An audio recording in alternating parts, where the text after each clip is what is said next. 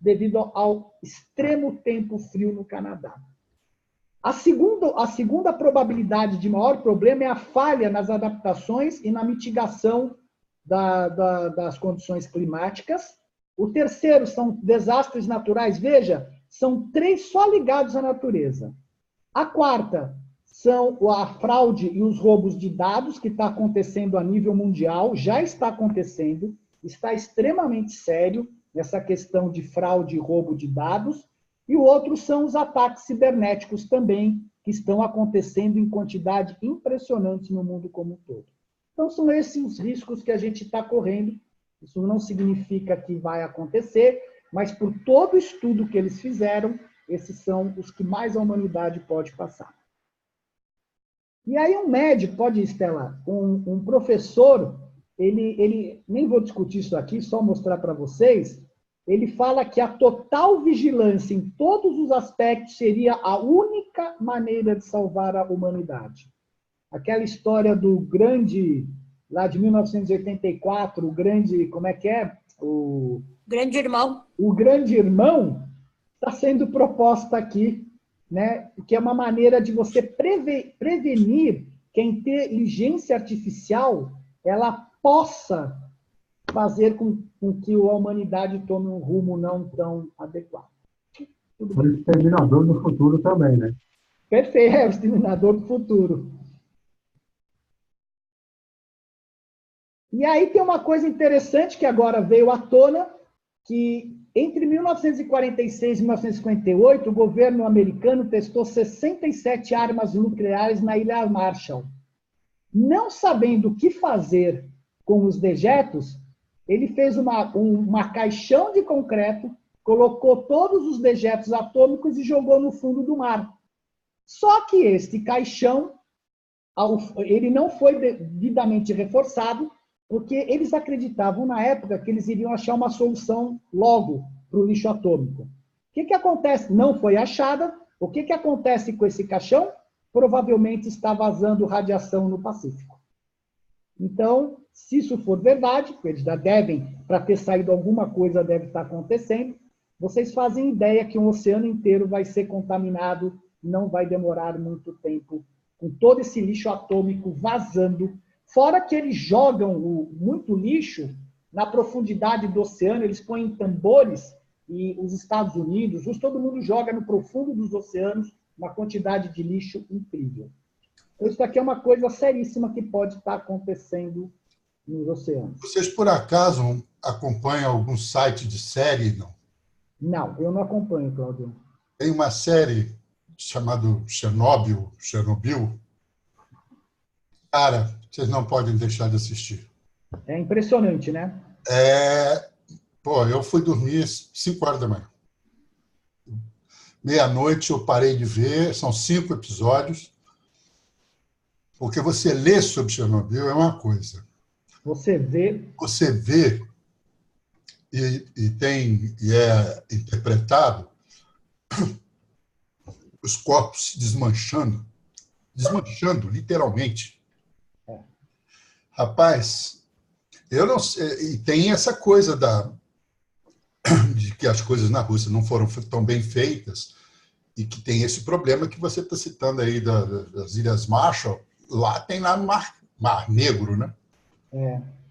Porque a água radioativa vazou por aqueles lençóis de água e foi correndo e foi descendo e possivelmente chegou no Mar Negro. E você sabe uma coisa interessante? A única coisa que lava a radioatividade é a água. E a radioatividade não sai da água. Não sai. Mas quando a água está contaminada, como era o caso lá de Chernobyl, não tem jeito. Então, e você também tem a questão de Fukushima, né? Porque eles dizem que está vazando ainda lá no mar. Porque no caso de Chernobyl explodiu o núcleo, né? Então não consegue sufocar a radioatividade da grafite que capeava para os prótons baterem mais rápido, mais lentos. Aquilo tudo explodiu. E não tem jeito de cuidar daquilo. camadas de chumbo e cimento e tudo, e acaba com o tempo aparecendo. Você imagina se não foi bem tratado. E você falou uma coisa curiosa, interessante, que a semana passada eu estava lendo que já tem vida animal lá que está adaptada. Tem uma série de vida animal, de animais, que já estão adaptados ao local e que lentamente está voltando, mas que a radioatividade não deixa de... Você sabe que a coisa mais interessante, desculpe estar perturbando aqui, não tem problema. A coisa mais interessante que tem é que as mulheres que estavam grávidas, os filhos, os fetos, salvaram as mães. Os fetos morreram, foram dizimados pela radioatividade, mas chupou da mãe. E a mãe ficou. E a mãe ficou. Nossa Senhora. Como é que você explica um negócio desse? Não explica. Repito. Vamos lá, Estela. Nossa, obrigado, viu, Cláudio? Legal você ter comentado. Foi boa essa daí.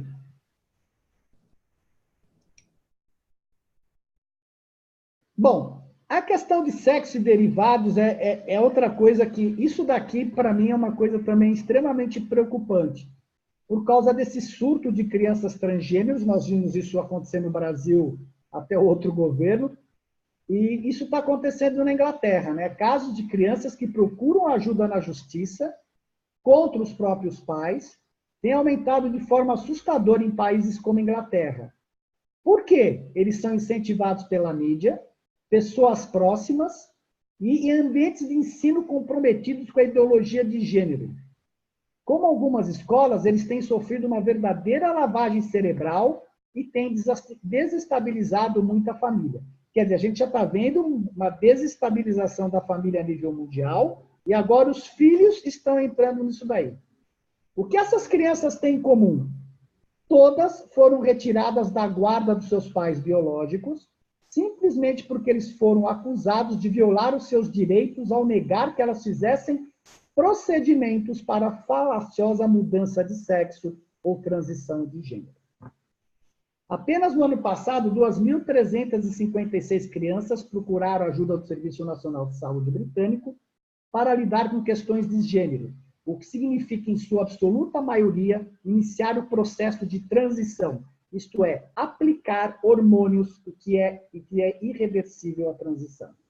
Os relatórios do ano passado informam que crianças de até 4 anos foram atendidas, o que evidentemente indica a participação ativa de adultos nesse processo de modelagem ideológica.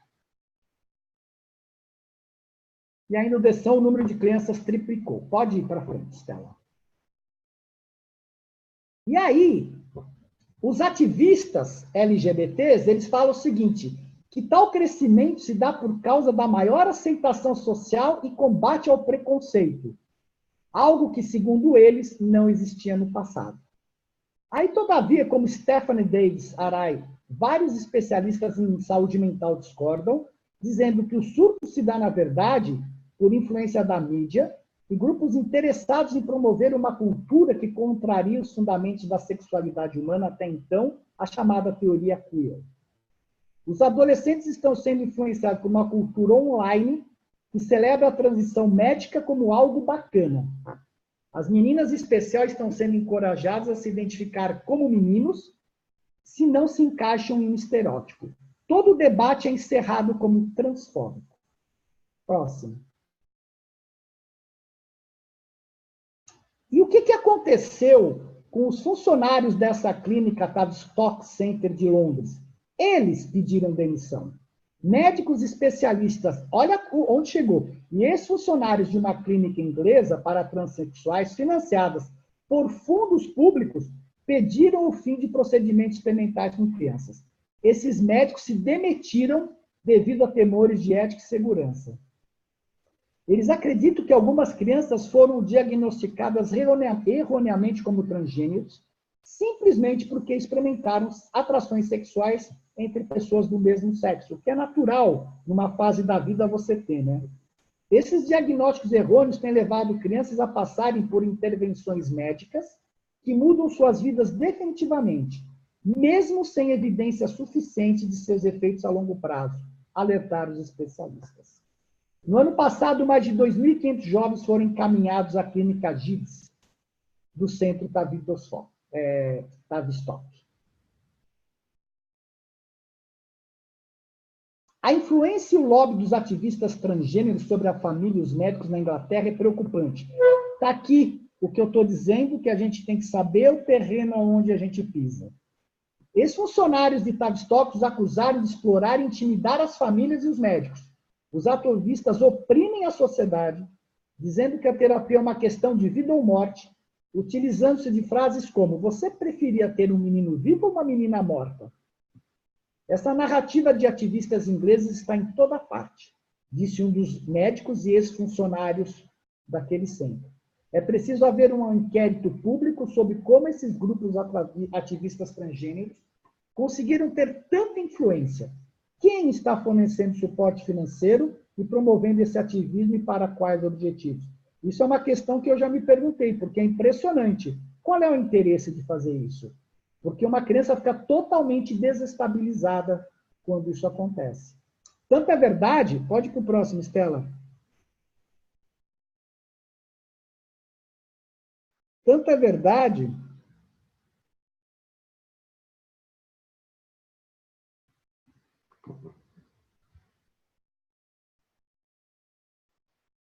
que um menino de 12 anos na Austrália se arrepende de ter mudado de sexo após 2 anos da cirurgia. Está aqui ele aqui embaixo.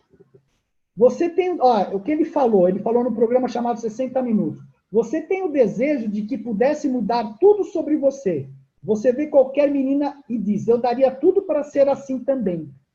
Só que quando passou essa fase, a mãe de Patrick começou a notar que ele já não tinha mais antiga confusão a respeito da sua identidade sexual. Ele olhava-me nos olhos e dizia: eu não sei mais se sou uma menina mesmo.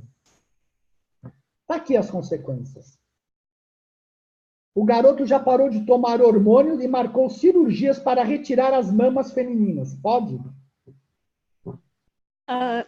Tem um filme que está no Netflix, que é Girl. Ele retrata bem esse tema. Ele ganhou vários prêmios, sabe? Só que aí no filme, o pai está apoiando o menino que quer virar menina, mas você vê toda a situação emocional que ele vive e a pressão de, por exemplo, o acompanhamento psicológico, os médicos, todos pressionando para que realmente a coisa aconteça, né? O final do filme, ele fica assim meio confuso, mas eu acho que a reflexão sobre o tema foi muito boa. O filme foi muito bom em questão de reflexão, sabe? Mas realmente a pergunta que você fez é a que eu também me faço. Qual o intuito de fazer isso? Né? Aonde se quer chegar com isso? Né? Bom, se você destruir a humanidade, é isso? Se você olhar todo o histórico, cada vez mais você está fazendo as coisas para acabar com os valores humanos. Você acabou com o valor feminino, com o masculino, com a família, agora você está nas crianças. Então você está indo num processo, e isso que é importante notar, de degradação cada vez maior dos valores humanos. Se você mas isso não leva a progresso nenhum. Quem ganha com isso? Então, aí que foi que nós comentamos na reunião passada, que força é essa que está controlando o mundo e fazendo isso acontecer? O bem que nós estamos buscando, que as pessoas buscam, é de extrema importância. A gente vai ver no mal. Mas, por outro lado, existe uma força, algo que é o que me questiono, que está dominando e fazendo com que isso venha a acontecer. E vocês estão vendo o resultado aí. Né? Isso é uma coisa mundial. Pode ir, Estela. Vamos ver mais para frente. Vocês vão ver mais coisas ainda. Mas não é para ficar preocupado. A gente tem que olhar tudo isso, conhecer o inimigo e falar: é assim que ele está agindo? Tá bom. Né? Não dá para ficar indiferente, né? Oi? Não dá para ficar indiferente ou neutro, né? Lógico. Isso daqui me chocou, assim, porque eu não sabia disso, que você tem, tanto na China quanto na Índia, você pode abortar se forem mulheres. Você não é obrigado a ter um filho mulher. E houveram 21 milhões de abortos 23 no total, porque isso também é permitido no Vietnã, Coreia do Sul, Azerbaijão, Taiwan e tudo mais. Então, se você sabe que é uma filha mulher, você tem o direito de abortar. Isso fez com que se refreasse o nascimento de 23 milhões de mulheres desde os anos 70. E aqui isso reforça essa cultura machista do mundo, essa diferenciação entre homem e mulher que existe nesse planeta, que é uma coisa assim curiosa. O porquê que a gente tem essa questão com as mulheres aqui nesse mundo, né? Mas, viu, Marcos, o problema na China, isso daí, também foi a questão de controle da natalidade, né? Perfeito. Se tivesse homem, ele poderia ter direito do governo a ter mais 2 filhos, sendo homem. Mas se fosse mulher, tinha uma só e não podia mais. Pois é. Porque a filha vai gerar outras vidas. Mais filhos. Mas, isso não acontece na Índia. Você vê que teve 10,6 milhões na Índia. A Índia é contra esse tipo de coisa. Mas a Índia não. A Índia não. Mas lá foi feito isso. Eles tiraram das pessoas deram essa escolha. Se for homem, você pode ter mais 2. 3, se deu no total. Se for mulher, é só uma e acabou. Então, quando era mulher, eles tinham o direito do governo para poder abortar. Para poder tentar outra vez. E agora a coisa mais curiosa é que eles estão extremamente preocupados em que nasça mais gente, porque a China está ficando velha e diminuiu barbaramente a quantidade de pessoas, né?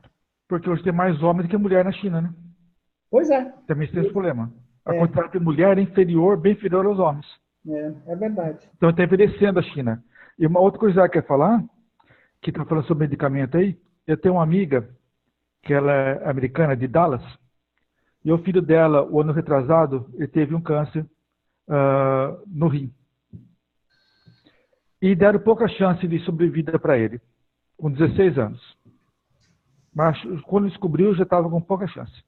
Só um minutinho, Morelli, desculpa. Só tocar a campanha. Deixa eu ver só se é alguma coisa.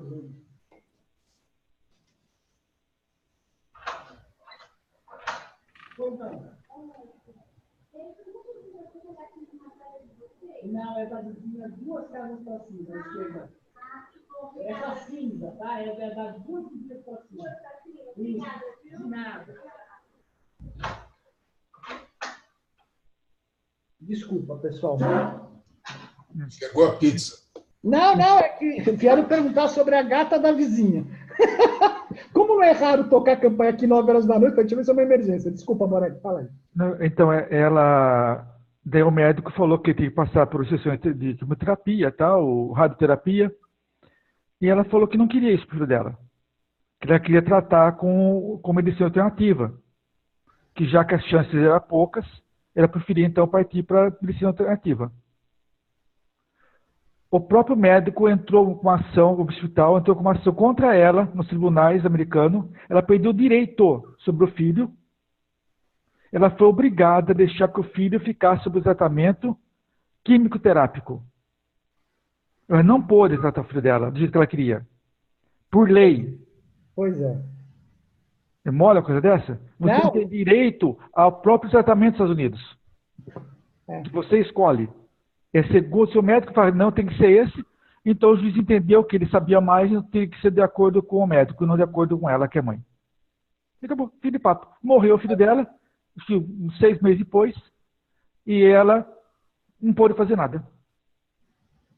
Eu não te falei aquele caso daquela moça do Rio de Janeiro que não formou o cérebro da criança, não formou a cabeça, e as associações religiosas não deixaram ela abortar. Ela foi obrigada a esperar 9 meses de gravidez para nascer um ser que já estava morto dentro dela, que não tinha cérebro. Não deixaram, porque o espírito está lá, porque Deus está lá dentro. Ela foi obrigada. Olha o trauma de uma mulher passar por isso, cara. Tava todo, não formou a cabeça, estava todo miolo, tudo solto dentro do útero. Bom, vamos para frente, cara. É uma tristeza o que os seres humanos fazem com os seres humanos. Essa aqui é a verdade. Uma coisa um pouco chocante, mas faz parte da nossa animalidade. Só para complementar isso aí da medicalização que ele falou, né, essa medicalização excessiva, eu vi uma palestra quando eu estava lá em São Paulo do diretor do Albert Einstein, e ele falou que o grande lance da medicina vai ser o gerenciamento da morte. Claro, isso principalmente para quem tem dinheiro, né? E depois, esses dias, eu vi uma entrevista do Drauzio Varela também, ele falando isso, que vai chegar o dia, isso aí em outros países já tem, né, mas aqui não, que eles vão ter que dar um fim na vida das pessoas quando eles veem que não tem mais a mínima chance de viver, e a pessoa vai ter que ter esse direito de escolher. Ele disse que se ela estiver inconsciente, vai deixar por escrito alguma coisa, porque é desumano que eles fazem, ficar fazendo tratamento e gastando com pessoas que os médicos sabem que não tem mais chance de viver. E hoje é isso que se faz. É verdade. Mas completar, desculpa, mas a questão, Estela, que você falou, não é não ter mais chance de ver. É que a indústria vê naquilo ali uma chance de ganho de dinheiro, cada vez mais. É isso que eu sei. Então, porque eu já falei, coloquei alguns posts já nos nossos grupos, a indústria farmacêutica está preocupada em te manter sobre o medicamento dela e não te curar. Porque quanto mais anos você tomar o medicamento, mais eles vão ganhar. A partir do momento que ele achar uma cura, acabou. Então, se achar a cura amanhã depois para o câncer, que provavelmente já exista, quantos bilhões de pessoas vão ser desempregadas do dia para a noite? Quantas clínicas irão fechar? Quantos médicos perderão seus empregos que se formaram com especialidade em tratamento de câncer oncológicos? Acabou. Do dia para a noite são milhões de pessoas pela rua. Então, eles têm que manter a fachada do tratamento para que se possa ainda continuar um filão vivendo disso daí. Exatamente, Morelli. Vamos lá? Eu vou tomar meu antidepressivo ali e já volto. Tá? Toma 2, André. Toma um chazinho de melissa, não vai ficar... Eu vou buscar o meu antidepressivo ali, meu Cloristridium cerevisiae. Outra coisa curiosa que está acontecendo também, né? Curiosa não, que o suicídio no mundo inteiro caiu e no Brasil cresceu 24%. Porque nós somos mais conscientes. Mais conscientes. Eles apontam a popularização, isso é o IBGE, né? A popularização da internet. Aí tem goiaba, sim, tem abacate. As mudanças sociais no país e a falta de políticas públicas de combate ao suicídio como as principais razões para esse aumento. Principalmente esse tempo aí da bagunça de governo que teve nesses anos passados foi um caos mesmo para esses adolescentes, né? Aqui, subiu, o mundo inteiro caiu e no Brasil subiu 24%, principalmente entre os adolescentes. Até que, enfim, alguma coisa somos os campeões. Não, você vai ver outra que a gente campeão já. Calma que tem outra aqui que a gente... Isso é pior ainda. E o Rio Grande do Sul é triste porque a média no Rio Grande do Sul é o dobro da média nacional. É o estado onde mais tem suicídio. E era entre o pessoal que plantava fumo. Eles tinham um problema lá com agrotóxico que dava depressão, atacava o cérebro, enfim. E eles fizeram um trabalho grande junto a essas pessoas e também diminuiu muito a plantação de fumo, né, em função que o cigarro diminuiu. E hoje é entre os jovens também, de 18 a 24 anos, o maior índice aqui. E ainda assim é o mais alto do Brasil. Por falar, agora armamentos. Bom, aqui a coisa tá assim, realmente... Dá para destruir todo o nosso sistema, não é só o planeta Terra, não. Eu pus a tradução embaixo, ele fala assim, a ciência da guerra está começando a parecer mais uma ficção científica. As tecnologias que estavam confinadas aos sonhos febris dos diretores de ficção científica de Hollywood estão se tornando comum em todas as projeções dos militares de amanhã. Os lasers, canhões eletromagnéticos, mísseis hipersônicos e aviões espaciais secretos. Bem-vindo ao futuro selvagem dos militares americanos. Não é só americano, não. Não é não. Olha, tá aqui, ó. Você vai ver, ó. Isso daqui O que está acontecendo com o armamento? Desde 1950 até agora, você está vendo o fluxo de armamentos no mundo. Para onde flui? O azul, né, é os Estados Unidos, o vermelho é a Rússia. Olha para o Brasil como flui pouco armamento, mas olha para a África, para a Ásia, a fluência dos armamentos. Próximo. Dá-lhe drone. E aí, o que aconteceu? Em 2010, em 2001, né, quando a Rússia desfez do arsenal atômico dela, o movimento das armas no mundo diminuiu pra caramba.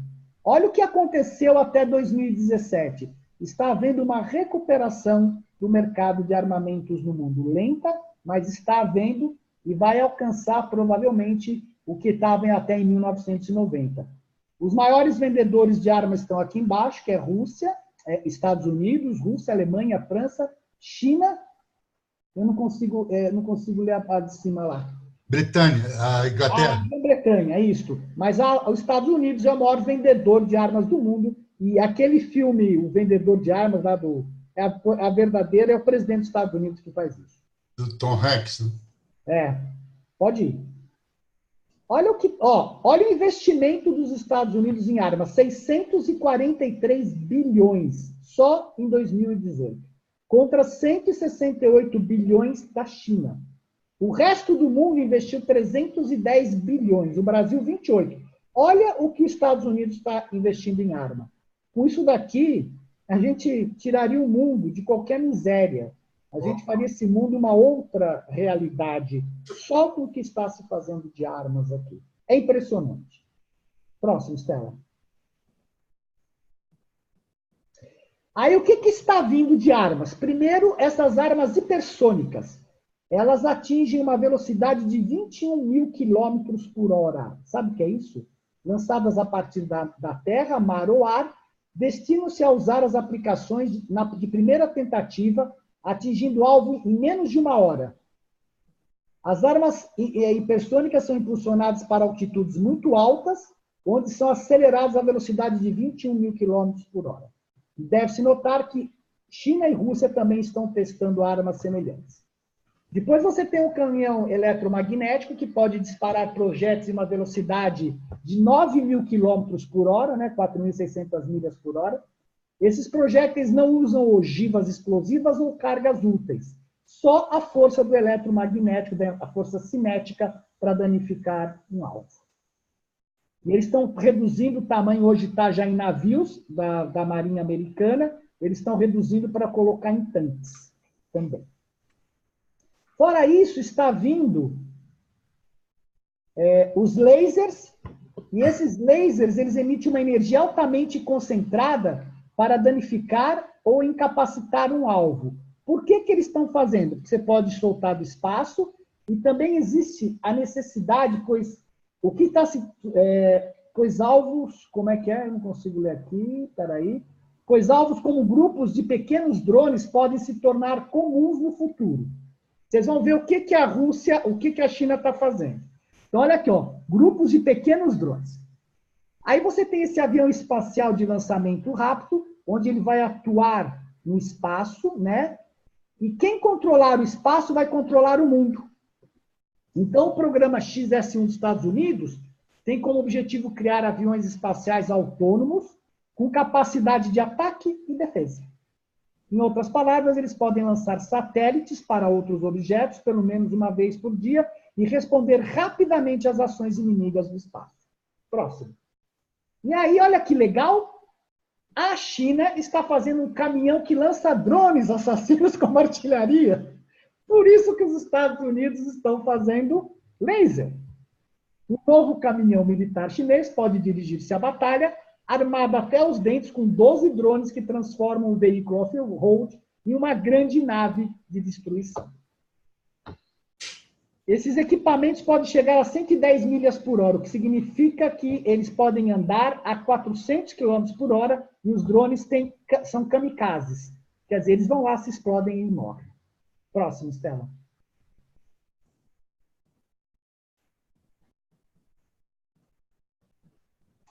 E aí a CIA desenvolveu uma bomba, essa bomba está sendo desenvolvida desde 2011, para matar o Osama Bin Laden. né? E essa bomba, ou ela esmaga, ou ela abre facas, ela que corta o alvo como saliência, em vez de explodir. Então, ela vai lá e tritura a pessoa. Essa bomba já está chamada bomba ninja, ela já está funcionando. Ela foi feita para matar o Osama Bin Laden, só que eles conseguiram só agora fazer com que ela tivesse todas essas funcionalidades. Arma não falta no mundo, né? E isso daqui foi a coisa mais legal, assim, isso aqui é legal no bom sentido, né? Acontece que existe uma enorme espionagem entre os países. E a China conseguiu roubar aqueles que eles chamam de cyber weapons, aquelas armas cibernéticas, para espioná-lo. Ela conseguiu roubar dos Estados Unidos e usou essas armas para espionar os aliados dos Estados Unidos. Cara, é uma diversão, tá vendo? Eles roubaram aquilo que os Estados Unidos usavam contra eles e usaram contra os aliados dos Estados Unidos para pegar informações importantes. E ele fala aqui que esta é a primeira vez que vemos um caso que as pessoas há muito referenciam na teoria de um grupo que está explorando vulnerabilidades desconhecidas, usadas contra eles e usando essas vulnerabilidades para atacar outras pessoas. Quer dizer, aconteceu, né? Os caras fizeram isso, foi divertido você ver. Parece coisa de criança, cara. Um tira a bola do outro. Não, porque agora é minha. Não, porque agora é sua. É piada isso, né? Não, pior que não é a piada. Não, não é, eu sei, mas quando eu li essa mensagem, eu falei, cara, isso me dá a impressão de duas crianças brincando, sabe? Agora é minha vez, agora é a sua, eu vou te espionar, vou tirar a bola do campo. É impressionante, é impressionante. Falta de É um caráter. contra o outro, né? É um contra o outro. Próximo, Stella. Acho que o próximo agora é um assunto mais light, mais simpático, que chama-se as religiões no mundo. Vamos dar uma olhadinha como é que está a fé no mundo? Bom, o mundo é basicamente cristão. Nós temos 32,8% de cristãos. A segunda maior religião são os muçulmanos. O hinduísmo tem 13,8%. Os outros têm 11,9%. E os ateus, já que essa parte cinza do começo, estão em 12% no mundo. Então, você vê que toda esta parte aqui da África, das Américas, elas são fundamentalmente cristãs, e você vê que o mundo é pintado de verde e azul, mas nós estamos com faixas cinza, isto é, de pessoas agnósticas, crescendo muito, principalmente na Europa. Próximo.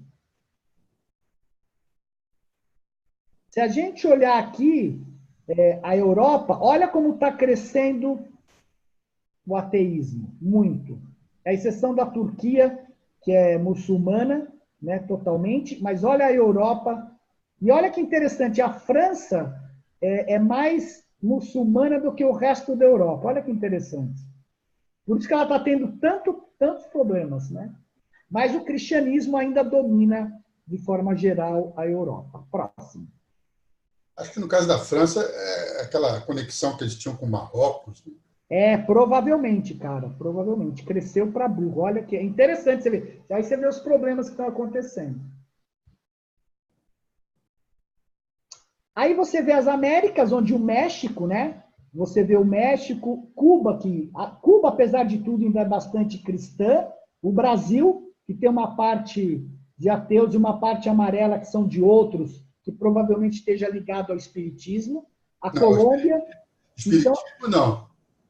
O espiritismo é cristão. Isso aí deve ser religião afro. Das afro-brasileiras. Pode ser, boa, boa. O candomblé, a Umbanda e tudo mais. Perfeito, perfeito. Então você vê que, olha, o Brasil está bem dominado, mas tem uma grande parte, então, das religiões afro-brasileiras. Até que tem bastante ateus também. Cresceu o número de ateus, né? É um percentual não muito grande, mas está aqui, né? Pode ir. E me diz uma coisa, os urantianos se encaixam como aí? Outros ou cristãos? Eu acho que como outros, eu acho que a gente é muito pequeno ainda para ser contabilizado, né? Mas deveria... eu não sei se eles encaixam os urantianos como cristãos. Eu não vi essa referência, André. E como nós nos encaixaríamos aí? Tá, como cristãos, eu não tenho dúvida. Eu poria cristão. Eu também, claro. Porque a gente segue Jesus, né? Teoricamente, pode não ser católico, mas cristão. Né? Agora, tem conotação religiosa, Oriente? Como é que é? Tem conotação religiosa o livro do Oriente? Não tem conotação religiosa, mas se você dissesse qual seria a sua religião, posso não ter. Mas eu sigo a Jesus, eu sigo o cristianismo. Não, mas a pergunta do André foi, onde colocaria o Eliú? Em outros. O certo seria colocar em outros. Mas em outros seria colocando como religião. Então, ou você criaria uma nova categoria, mas outros engloba tudo. Outros englobaria tudo, entendeu? É um pouco de inocência da gente não achar que o livro de Urântia tem um cunho religioso. Ele tem, está lá. Tem. Sim, é a religião pessoal. Uma hora ele vai ser conflagrado, uma hora isso vai ser estabelecido. Não tenho nenhuma dúvida disso. Gostei que você falou, Lili, é uma religião pessoal, faz sentido. É uma religião diferente de uma massificação, mas é uma religião pessoal. Porque você não segue ritos, você não segue uma série de coisas, você não tem superiores hierárquicos, tem uma certa de uma hierarquia religiosa que não tem ainda. Eu poderia ser uma religião pessoal com base nos ensinamentos de Jesus. Eu acho que isso qualificaria um urantiano. Uma religião pessoal com base nos ensinamentos de Jesus. Aí acho que faz sentido, me faz mais sentido, né?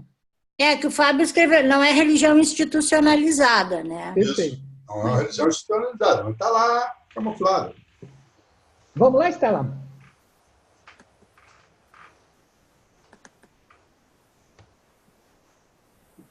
Se você, antes de começar a reunião, você pede um minuto para falar com o pai, se isso não é uma religião, o que é? É uma coisa de um tipo de uma adoração, né? Pode ser considerado uma adoração pessoal de cada um, porque eu não tô forçando nada, mas que cada um se conecte com o seu divino, com o pai, que é uma coisa que acho que todos nós professamos, de ter um pai universal que cuida de todos. Sim, mas está virando uma sistemática. Perfeito. Tudo isso, vamos orar, vamos fazer isso. E se você começa a estabelecer um sistema, isso é assim que faz a religião. Verdade. Vamos lá, Estela, 32. Não pode confundir o que você sabe demais da conta, que eu não vou falar nada diferente aqui, que não pode confundir religião com denominação. Já fala desde o início que a religião é uma evolução pessoal e vem do latim religare, que é você com Deus. Então, se eu falo com Deus, se eu faço uma oração, se nós falamos com Deus, não deixa de ser uma religião no sentido estrito senso do troço, de religar, de estar falando com Deus.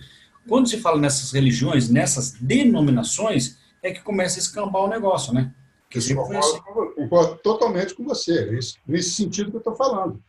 Que no sentido de você se ligar a Deus, acho que o livro de Urântia é uma religião. Agora, esse negócio que você esclarece muito bem aí, esse negócio de denominação, que aí você obedece um patriarcado, uma hierarquia, uns certos dogmas, umas certas práticas.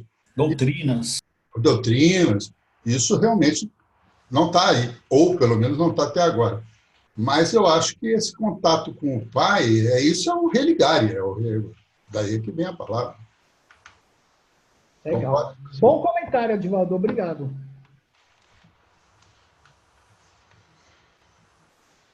E a parte da Ásia, né, onde o cristianismo é praticamente inexistente, né, muito pequenininho, você na Indonésia, uma parte da Índia, mas você vê que os muçulmanos e o hinduísmo e o budismo tomam conta daquela parte toda, que a gente já sabe, né? O evangelho de Jesus não chegou até lá, né? Então não pôde se espalhar de maneira mais efetiva. Será que eles colocaram o judaísmo como outros? Porque agora eu estou Não, o judaísmo está aí, é muito pequeno, ó. 0,2%, está aqui ao lado do hindu. É esse lilazinho aqui, ó, só no em Israel e do lado ali não sei o que é. É isso mesmo, é o lilás, isso mesmo, não dá para ler aí do lado. Aqui embaixo está bem pequenininho aqui, ó, 0,2%. 0,2% o judaísmo. Ah, Jewish, tá. Desculpa. E ali está Israel e o outro tem um pouquinho que eu não consigo ver quem é. Tem mais em Nova York do que em Israel. Agora, uma coisa curiosa, próximo slide, Stella, é que uma professora está lançando um livro. Pode ir, 32? 33. 30. Não, isso, 33. Não, volta. Aqui. Ué? Sumiu, ele estava ali. Sumiu o slide. Será que eu voltei no... Será que você apagou? Pode ir, vai. Ele estava aí. Aqui. Ela acredita que os alienígenas poderiam substituir a religião tradicional. E ela tem uma lógica para isso, né? Ela fala assim que o número de americanos que acreditam em vida alienígena inteligente é agora quase o mesmo que o número que acredita em Deus. Ela é professora de estudos religiosos da Universidade de Carolina do Norte e autora do livro American Cosmic, que foi recém-publicado, no qual ela argumenta que a crença em OVNIs e alienígenas está seguindo o mesmo caminho historicamente percorrido por novas formas de religião, e que os humanos possam estar esperando que os alienígenas sejam salvadores da nossa espécie vindo de cima. Por que ela acha que isso daqui pode ser... Ela fala assim, quanto ao motivo pelo qual, o último parágrafo, podem estar mais dispostos a abraçar essa nova religião de crença alienígena do que no passado, diz que os avanços na exploração espacial desempenham um papel, mas ela também acredita na crescente crença de que nosso planeta está caminhando para fatores de crise. Quer dizer, a humanidade está com medo, né? Muitas pessoas veem o desastre no horizonte e há um medo profundo de que não possam se salvar. Então, o que vai nos salvar? Bem, para alguns, serão esses seres avançados que vêm até nós e nos dizem o que podemos fazer ou como podemos escapar. Aí onde nós nos enquadramos, ó, quem não quer no cristianismo, nós acreditamos nesses seres aí tudo. E o mais curioso, porque eu vi essa reportagem hoje, falei, olha que interessante para onde está indo a pesquisa, o que ela acredita que os humanos possam acreditar em ETs para salvar a humanidade. É uma questão de falta de fé, né? Pode ir pro próximo. Vocês acompanham o Glazer? Não. Era bom. Era bom você ver, pela perspectiva física, essa coisa de OVNI, de ETs e tal. Pois me diz o que é que eu vejo. Tu diz o Marcelo? Esse Marcelo? brasileiro que foi premiado agora. Marcelo Glazer? Marcelo Glazer, é o maior físico brasileiro, ele foi premiado agora nos Estados Unidos. Sim. E ele tem um grupo de estudos, ele tem aulas no vídeo, tem palestras no vídeo, tem não sei o quê. E você se inscreve lá e você vê as coisas. Ele é muito, muito didático, muito interessante. E ele bota isso em termos de física, a coisa mais quase impossível que possa existir é na distância que existe no espaço de poder um OVNI chegar à Terra. Ah, tá. Agora teve um congresso internacional nos Estados Unidos que o nosso Gevaert, o Gevaert, estava lá e estava mandando um monte de coisas. Interessante. Eles acreditam muito. Ah, sim. O que não falta é alguma coisa para acreditar. É como o Marcos está dizendo aqui. O sujeito está lá, essa senhora está aqui, a professora. O cara fica procurando uma solução, porque ele começa a ver pânico. Aí, opa, quem sabe vem um ser intergaláctico. Porque Deus é difícil ouvir, né? Então, a gente acha. Então, acredita em OVNI. É mais factível. O próximo item aqui, nós vamos falar sobre questões gerais, porque são várias questões gerais. Pode ir. E é pouco, está quase no final. Uma coisa que está realmente assustando é que a gente pensa que o lixo plástico está diminuindo, mas ele está cada vez aumentando. Ele aumentou 20 vezes nos últimos 50 anos. E ele fala assim que até 2050 usaremos 3 vezes mais plástico do que usamos em 2014, combinando com o fato de que o plástico pode levar até 1000 anos para decompor em aterros sanitários. É possível que a Terra e toda a sua vida, incluindo os seres humanos, sejam afogados em plásticos no futuro. Por que não se acha uma solução? Porque este mercado era um mercado de 600 milhões de dólares e vai atingir 269 bilhões de dólares até 2025. Sabe quando vai acabar o plástico? Nunca. Estima-se que 1,8 trilhões de bits de resíduo, pedacinhos de resíduo de plástico, se acumularam ao longo de um único trecho no Oceano Pacífico, entre o Havaí e a Califórnia. Um aumento exponencial desde a década de 1970. Sabe o que isso está gerando também? Pode ir para o próximo slide. Os cientistas descobriram uma coisa extremamente curiosa, que o plástico está matando bactérias que produzem 10% do oxigênio da Terra. Então, uma bactéria fotossintética do mar chamada Prochlorococcus gera 10% do oxigênio que respiramos. Mas, de acordo com uma nova pesquisa publicada pela Nature Communication Biology, substâncias químicas que entram na água a partir de resíduos plásticos estão impedindo o crescimento da bactéria em um nível genético potencialmente, privando a Terra de uma fonte preciosa de ar respirável. E aí, a humanidade, pode ir, obviamente o pessoal ficou preocupado com isso e tem um acordo da Basileia, onde você regula como as nações transportam materiais perigosos, e eles quiseram colocar o plástico como material perigoso. Então, 180 países haviam concordado em adicionar os resíduos plásticos que está destruindo a vida selvagem.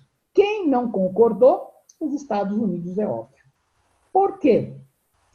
Porque a China comprava todo o lixo plástico dele.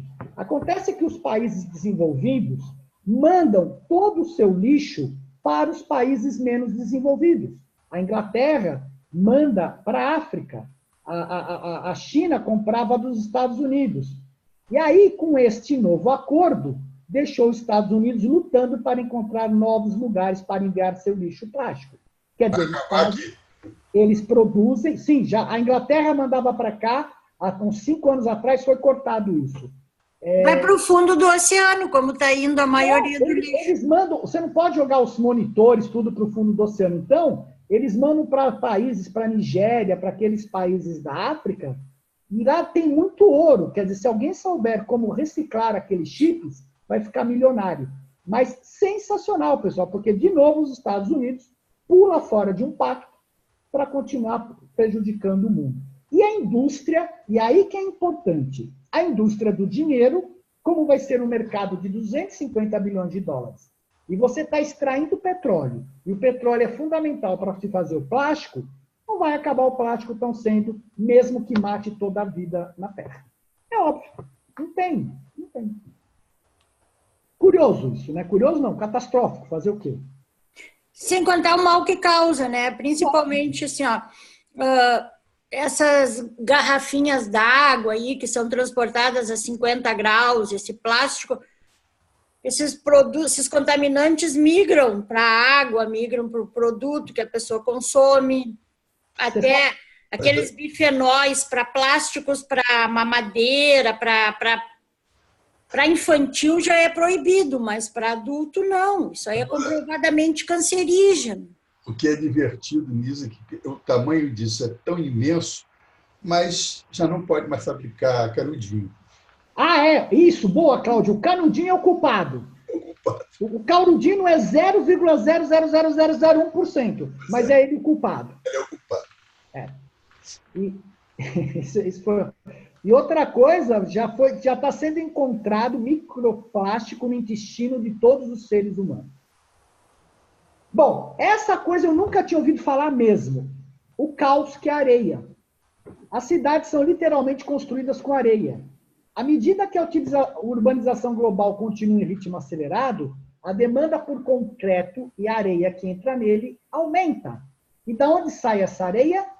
Dos leitos dos rios, lagos, oceanos e praias para uso na construção civil. A gente não pode usar a areia do deserto porque ela não dá liga com concreto, porque ela teria areia para montar milhões de planetas, né? Montar casas. Estimativa sugere que entre 32 a 50 bilhões de toneladas de agregados, areia e cascalho são extraídos da Terra a cada ano. Aí vai para o próximo slide. Sabe o que aconteceu na China com o maior areial do mundo? Olha aqui do lado direito, do lado esquerdo. Olha o areial, olha o que aconteceu agora, sumiu.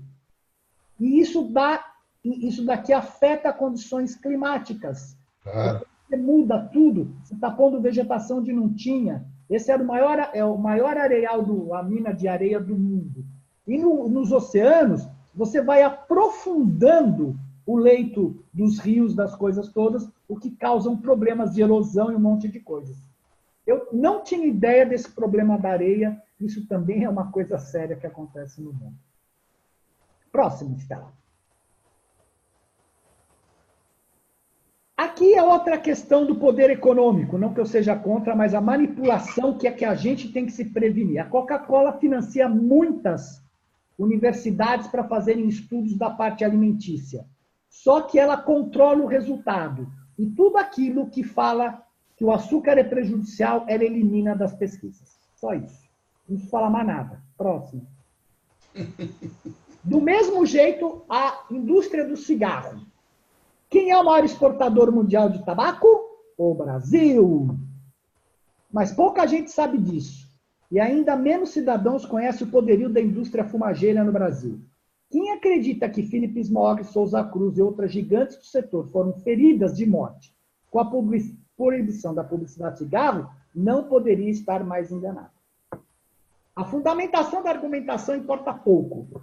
O que ganha relevância na estratégia da indústria são as frases de efeitos, os chavões e a via discursiva que busca o constrangimento dos atores que lhe fazem oposição.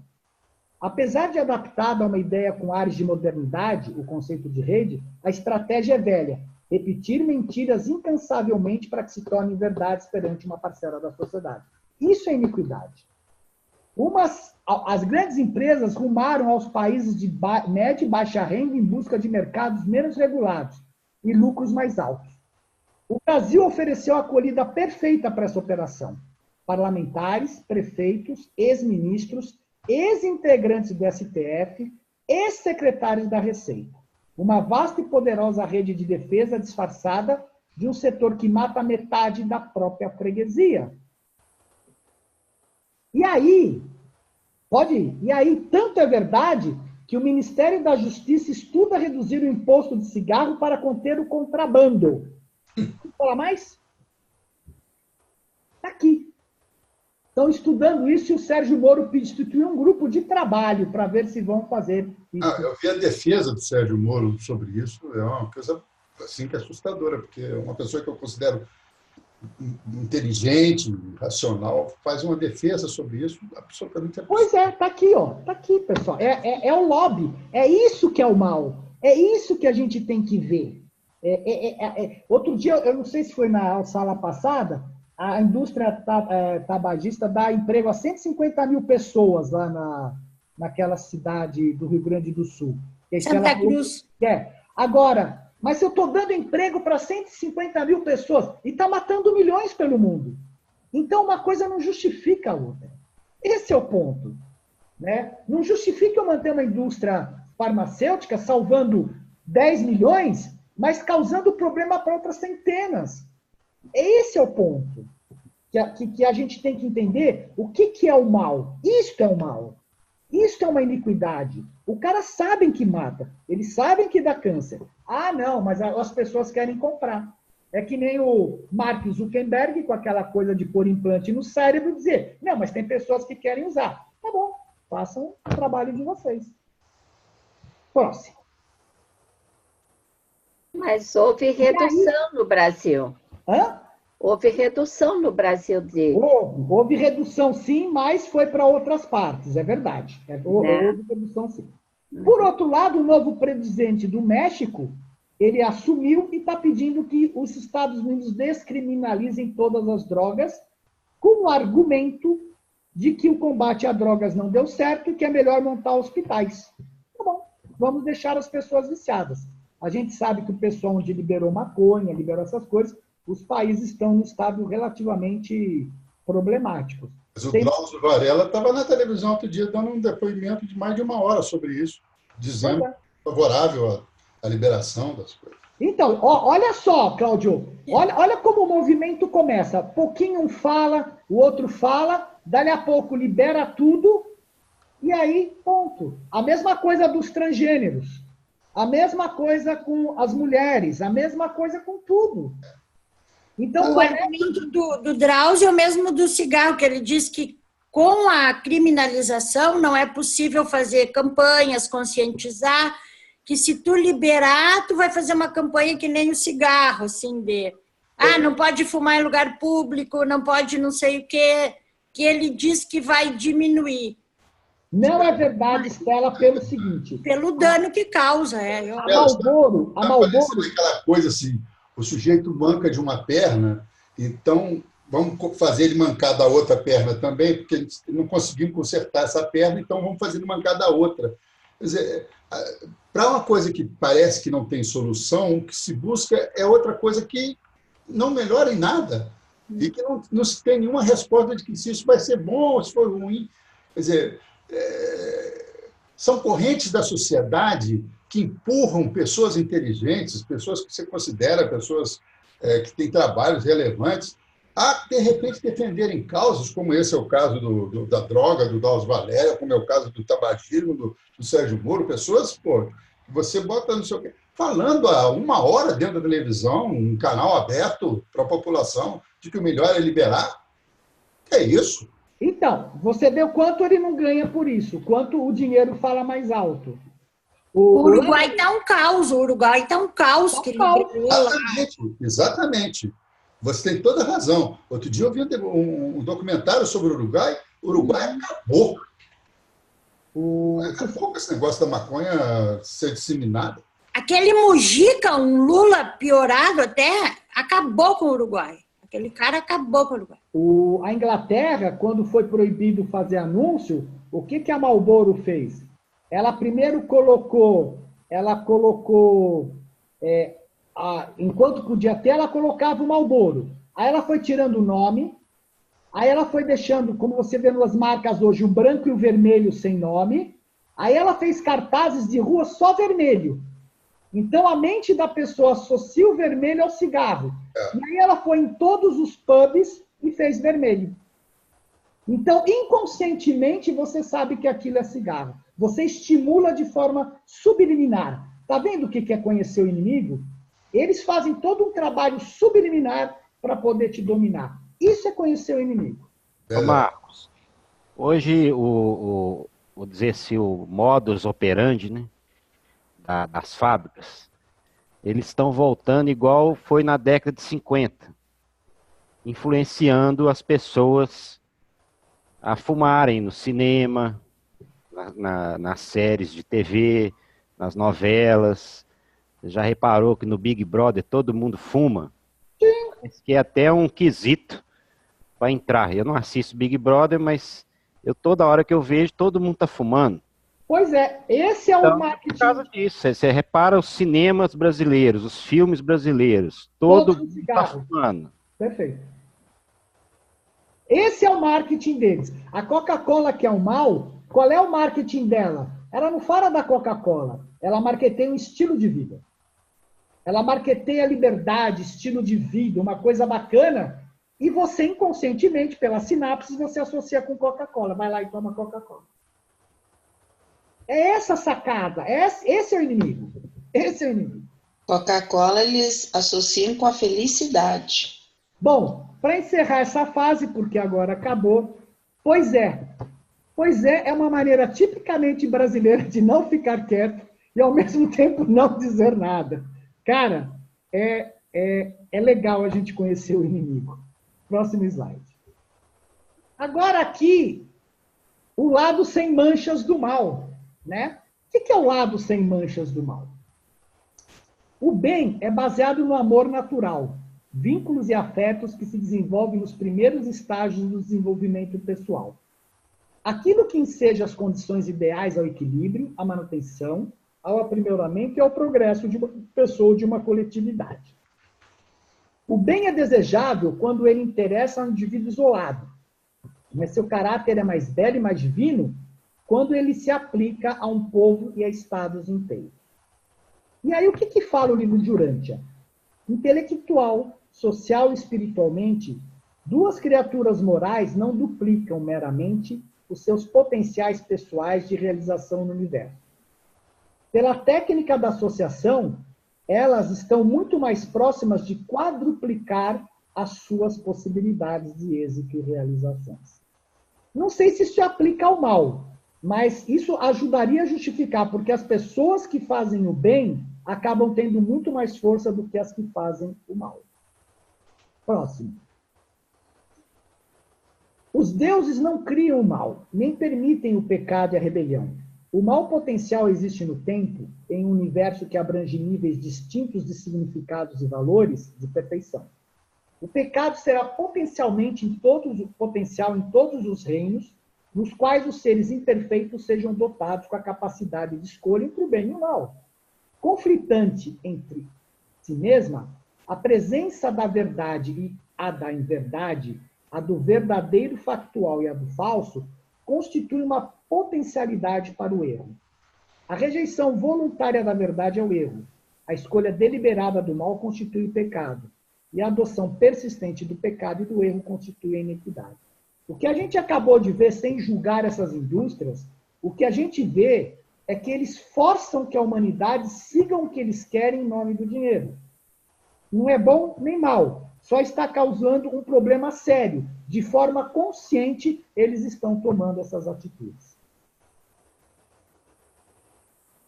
Repudiai o erro nas vossas vidas. Superai o mal com o amor da verdade viva. Em todas as vossas relações com os homens, fazei o bem em troca do mal. O Senhor Deus é pleno de misericórdia e amor. Ele perdoa sempre. Amemos a Deus, pois ele nos amou primeiro. Por meio do amor de Deus e sua misericórdia, seremos salvos. Os homens pobres e ricos são irmãos. E Deus é o seu Pai. O mal que não quiserdes que seja feito a vós, não o façais aos outros. Em todas as circunstâncias chamais o seu nome. E na mesma medida que vós acreditardes no seu nome, a vossa prece será ouvida. Ter grande honra é adorar o Altíssimo. Todos os mundos e universos adoram o Altíssimo. E em todas as vossas preces agradecei. Elevai-vos para adorar. A prece da adoração evita o mal e proíbe o pecado. Louvemos em todos os momentos o nome do Altíssimo. O homem que toma abrigo no Altíssimo esconde do universo seus próprios defeitos. Quando vos apresentardes diante de Deus com o coração puro, vos tornais os mais destemidos de toda a criação. O Altíssimo é como um pai e uma mãe cheios de amor. Ele realmente ama os seus filhos na terra. O nosso Deus nos perdoará e guiará os nossos passos nos caminhos da salvação. Ele nos levará pela mão e nos conduzirá para si. Deus salva aqueles que confiam nele, mas não obriga o homem a servir no seu nome. Os caracteres fortes não se formam por não fazerem absolutamente o mal, mas muito mais por fazerem o bem. A ausência do egoísmo é uma insígnia da grandeza humana. Os níveis mais elevados de autorrealização são alcançados pela adoração e o serviço. A pessoa feliz e eficiente é motivada não pelo medo de fazer o errado, mas pelo amor de fazer o certo, o que significa que eu não temo agir no mundo. Eu ajo, mesmo que eu possa estar errado, mas eu estou procurando acertar. E toda essa adaptação viva de amor deve ser efetuada tanto à luz ambiente do mal presente, quanto à luz da meta eterna da perfeição do destino divino. Retribuir o mal, os 3 caminhos de lutar e de resistir ao mal. Primeiro, retribuir o mal com o mal. O método positivo, mas incorreto. Segundo, sofrer o mal sem queixa e sem resistência. O método puramente negativo. Então, aquela história de tomar um tapa na cara e dar outra face é relativo. Retribuir o mal com o bem, de afirmar a vontade, visando tornar-se o senhor da situação, de vencer o mal com o bem, que é o método positivo e reto. Pode ir para 52. Lao Tse também foi um dos primeiros a apresentar a doutrina de fazer o bem em retribuição ao mal. A bondade engendra a bondade. Mas, para aquele que é verdadeiramente bom, o mal também gera bondade. Pode ir para o slide, Estela, por favor. E aqui tem a coisa mais linda. O amor paterno tem prazer em dar o bem em troca do mal. Fazer o bem em represália à injustiça. É isso aí, pessoal. Eu só queria pôr um slide que... Peraí, nós. Que eu Mas eu queria fazer uma pergunta para vocês, que eu fiz lá atrás, que eu deixei... Deixa eu só pôr esse aqui, tá. Daí depois encerrar. Que eu achei lindo, e eu acho que o Marcos pôs tantos slides, e esse aqui ficou fora. Jesus exaltava o bem, né? No começo deste ano, Jesus havia conquistado totalmente a aceitação da sua mãe para os seus métodos na educação das crianças. O estímulo positivo para que fizessem o bem, em lugar do velho método judeu de proibir de fazer o mal. Na sua casa, em toda a sua carreira de ensinamento público, Jesus invariavelmente empregou a forma positiva de exortação. Sempre, em todos os lugares, ele dizia, tu devias fazer isso, deverias fazer aquilo. Ele nunca empregava o modo negativo de ensinar, que se derivava de tabus antigos. Ele evitava colocar ênfase no mal, proibindo-o e, ao mesmo tempo, exaltava o bem por exigir que ele fosse feito. A hora da prece no lar era a ocasião para discutir toda e qualquer coisa relativa ao bem-estar da família. Eu achei incrível isso, né? Porque principalmente com as crianças, e a gente cresceu assim, tu não pode fazer isso, tu não pode fazer aquilo, né? E Jesus não. Ele dizia, tu tem que fazer isso, o lado positivo, né? Eu achei fantástico isso. Obrigado, Estela. Verdade, eu acabei não colocando e foi bem lembrado você ter colocado em Serra Legal. E ele responde a pergunta que eu ia fazer. Como é que a gente retribui o bem com o mal? Como no dia a dia a gente faz... Vamos colocar em prática? Como é que a gente retribui o bem com tanta coisa, com, entre aspas, mal que nós vimos aqui, com tanta situação delicada? Como é que a gente faz isso, pessoal? Não é bom a gente pensar e discutir? Vamos. Vamos. No dia a dia, a gente tem que estar muito preparada, porque tu tá indo na rua, tu vê uma situação que não bate com a tua, e eu imediatamente, se eu vejo uma pessoa adulta tá socando uma criança, eu vou atrás, eu pergunto, a senhora está com algum problema? Eu posso lhe ajudar? Mas, na verdade, eu tenho vontade de tapear a mulher. Né? Mas aí mas eu pergunto assim, não, ela não está nada. Bom, teve um dia assim que ela fugiu, nós estávamos no super, eu estava injuriada, eu digo, não, e a minha filha dizia, mãe, deixa, não te mete. Eu disse, eu não vou poder, essa criança está sofrendo, uma criança de 5 anos e uma paranoica. Dali a pouco, eu vejo chegar o policial, chamar o conselho tutelar, né? E separaram momentaneamente aquela criança, mas eu penso, como é que fica depois? Quanta coisa a gente precisa ajudar, né? Porque naquele momento fizeram, aí vai para um abrigo, como é que vai ser? Quem é que vai cuidar dela? Que destino, né? Pois é, o que é bem e o que é mal, né? A gente pensa que está ajudando e vai saber o que é um bem para aquela criança ou não. Pois é, mas tu sabe que tem uma coisa assim que uma pessoa me falou. Tu dá esmola, esse cara vai comprar droga. ele vai comprar não sei o quê, né?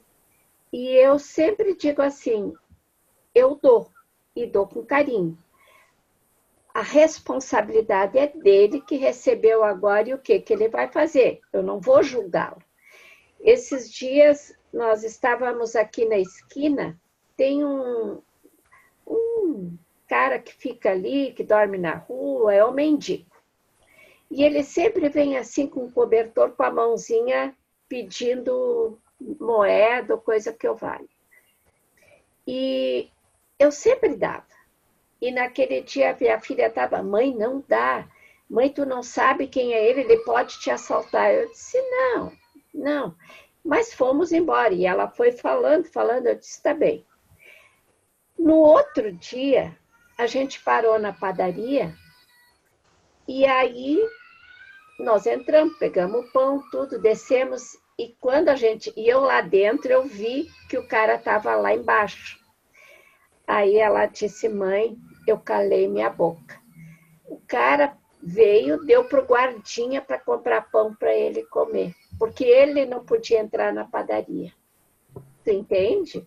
Então, são coisas que eu penso assim, e não tem, eu sempre tenho comigo ou um pão ou alguma coisa, se alguém pede, eu pego e dou, né? A pessoa sai comendo, né? Porque está com fome.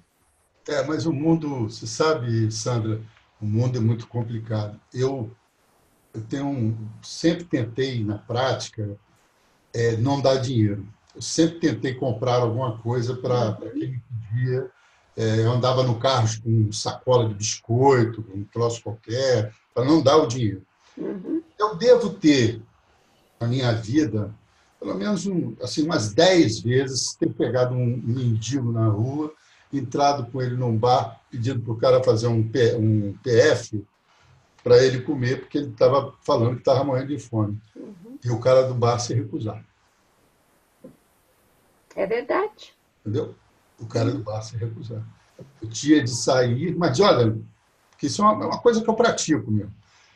Eu tinha que sair caminhando para procurar um lugar onde o bar deixasse servir. E olha que eu dava lição de moral e eu sou um cara de 1,90 m. Não é assim para falar na minha cara e ficar por isso mesmo. Mas é uma coisa do mundo. Como que as pessoas não conseguem ter... Tu sabe que eles têm medo que depois a pessoa volte ali e se torne como hábito, porque ninguém quer... É triste, eu concordo contigo, Cláudia. Isso é um negócio. Eu concordo. Você está sempre vendo o lado ruim das coisas, em vez do lado bom. Você alimentar alguém que está passando fome, dar uma roupa para quem está passando frio. Entendeu? Não vou dar isso não, porque ele vai fazer isso aqui, ele vai cheirar cola, ele vai vender para o outro, ele vai julgar não sei o quê, vai fazer... É responsabilidade dele, né? Dele e tal.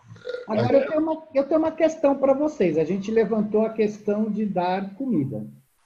Mas digamos assim que a gente sofre uma injustiça, ou a gente é agredido.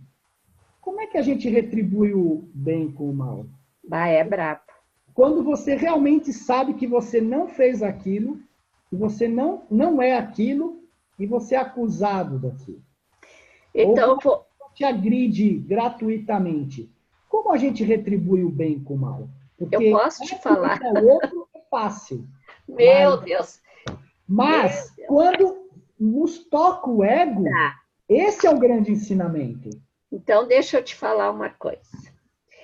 É um exemplo. Eu trabalhava em São Paulo, na empresa americana, nessa época era Ernest Whinney. E eu era gerente, não era ainda gerente administrativa, eu era chegando lá. E tinha um rapaz que era o contador lá, não sei o que ele fazia, ele começou a trabalhar contra mim e fazer fofoca e minar, né? A um ponto que ele chegou a fazer uma falcatrua. Mas o Mr. Murray me conhecia e ele disse, isso não foi Sandra quem fez, né? Mas eu fiquei com ódio do cara, daquele magro, doido, nojento, que eu exalava. Eu não, sabe, era uma coisa terrível. E ele quase acabou lá com o meu emprego. Aí teve um senhor chinês que apareceu lá e via que eu estava assim, ele, em relação a ele disse para mim o seguinte: vou lhe dar um conselho. Começa a olhar para ele, envolve ele numa atmosfera de amor, numa atmosfera de harmonia. Nossa Senhora! Mentalmente imagina que ele é amistoso e não sei o que lá. E ele deu de graça isso. Eu disse, será? Porque ele estava cada vez possuído, porque ele não ficou satisfeito que eu ainda continuei lá, né? Gente, eu comecei a fazer isso, mas foi difícil. Olha como foi difícil. Porque aí eu fui. Chegou num ponto que ele não me incomodava mais. E o cara mudou. Agora, eu levei quase 6 meses para poder superar isso. Não é fácil. Mas esse é o verdadeiro aprendizado. Porque quando eu dou o que eu tenho para o outro, é fácil. Sim. Quando eu dou aquilo que eu não tenho e trabalho, aí é que a coisa pega, e esse é o nosso verdadeiro desenvolvimento. Essa questão aí do mal, eu gostaria também de falar um pouquinho. Acredito que seja externamente, se a gente olhar a pessoa do Senhor, né, do Senhor Jesus, várias situações ele viveu o mal, né, no seu aspecto externo, mas ele sabia vencer isso a partir do seu homem interior. Então, acho que é a Sandra que deu o testemunho dela aí, né? Então, ela, primeiramente, ela mudou toda a composição interna dela, né? A partir daquilo que ela era por dentro, ela não se deixou, eu gosto de, geralmente, quando eu vou falar sobre esse assunto, eu digo para os irmãos que a gente não se deve deixar o mal nos vencer. O mal, a treva, o mal, aquilo que é negativo que está no outro, aquilo ali não pode me atingir, né? Porque a partir do momento que o que é mal no outro toca em mim, mostra que eu também tenho fragilidade. É uma questão interna, é algo dentro de mim. Porque a mudança, ela vai... A outra pessoa, eu posso conviver com ela e ela ser a mesma pessoa o tempo inteiro, a vida toda. Mas se eu estou bem, se eu estou curada, se eu tenho uma... eu gosto muito de Efésios, lá fala sobre, né, a espada do Espírito, a couraça, o escudo. Acredito que seja isso, né? Na parte interna, é necessário que a gente tenha um escudo interior que não permita que aquilo que é impuro, né, é mal, impuro, no outro, atinja o que eu sou. Quando nos atinge, quando nos toca, ali tem fragilidade, né? Geralmente eu tenho essa leitura. Quando há essa situação, eu não olho para o outro, eu digo, Senhor, o que que tu está mostrando em mim? Olha a parte frágil. Porque se esse comportamento X ou A ou B conseguiu mudar a minha essência, conseguiu tirar a minha tranquilidade, tirar a minha paz, o ódio, eu senti ódio da pessoa, não foi porque ela fez aquilo, é porque o ódio está em mim como elemento. Sou eu que necessito evoluir e sair dessa situação, né? O Senhor Jesus, quem é que poderia efetivar o mal nele? Quem é que poderia fazer com que ele manifestasse mágoa, ódio? Quem? O quê? O que poderia? O que não foi feito com ele, né? Eu acho magnífico ali na frente de Pilatos, quando eu olho ali para ele, né? Dentro do meu coração, claro que eu não estava ali, mas eu imagino que aquele homem estava ali na merda, né? Jesus estava ali, não era nada. Fisicamente, externamente, ele não era ninguém. Estava ali só o lixo. Mas ele era algo interno. Eles poderiam tocar naquilo que ele era externo, mas naquilo que ele tinha dentro dele era intocável, né? Então, por fora era um mendigo, né? Por dentro era um rei. E eu acredito que vencer o mal, na minha experiência, é justamente isso. Internamente, eu permanecer inabalável, né? Não interessa o que me rodeia, né? O que ou quem me rodeia, né? Mas como eu permaneço. Eu acho super legal essas situações. Eu acredito que o crescimento ele acontece justamente nessas circunstâncias, né? Perfeito, Irena, obrigado, é verdade. Mas são essas circunstâncias, como eu acho que você colocou muito bem, que vão mostrar minhas facilidades e fazer com que eu atue. Não é ficar com raiva de mim, não é ficar de achar que eu sou menor ou pior. Falar, poxa vida, eu ainda tenho essa fragilidade, como eu posso melhorar nesse ponto? Se a gente tiver essa maturidade e não deixar que o nosso superego nos massacre com culpa, pondo a gente para baixo, a gente cresce como ser humano. Porque este mal, esta coisa nós trazemos e a nossa função é exatamente passar por ela, aprender a lidar com ela. Por isso a questão, como se lida através do bem com o mal. Isso que nós temos que nos perguntar. Não é dar comida na rua, que é importante, mas como cada dia eu me torno melhor e tiro essas fragilidades, como a Eliane falou, e fortaleço essas fragilidades, quer seja pela fé, quer seja por um trabalho interno, porque raiva a gente tem, faz parte da vida. É bom sentir, externalizar e depois trabalhar essa raiva, como a gente trabalha a tristeza, como a gente trabalha a alegria e tudo mais. Bacana seu comentário. Obrigado, Eliane. Eu queria voltar nesse slide aqui, que eu fiquei intrigada.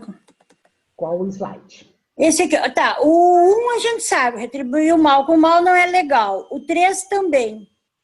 E o 2? O que a gente faz nesse caso? Aí, nesse caso, no meu modo de ver, como eu já vi pessoas acontecerem isso, é você não se defender. É você não mostrar o lado bom, é você ficar quieto. Eu estou sendo chicoteado, tá bem. É Deus que quer que eu fique sendo chicoteado. É o lado passivo, né? É passivo. Mas às vezes tu não tem chance de mostrar. Às vezes tu não tem chance de mostrar para outra pessoa. Mas aí, Estela, você tem que tentar mostrar. O livro fala, se alguém te fez o mal, você tenta mostrar para ela. Mas não ficar passivo. Você pode, por exemplo, a pessoa está te fazendo mal, você pode parar, pera um pouquinho, deixa eu entender quais as suas razões para estar fazendo. Aí você começa a se defender. Você começa a querer entender o que aquela pessoa pode estar projetando em você para estar te agredindo daquela forma, de uma certa maneira. Mas não falar, ele está me agredindo, é porque Deus assim quer.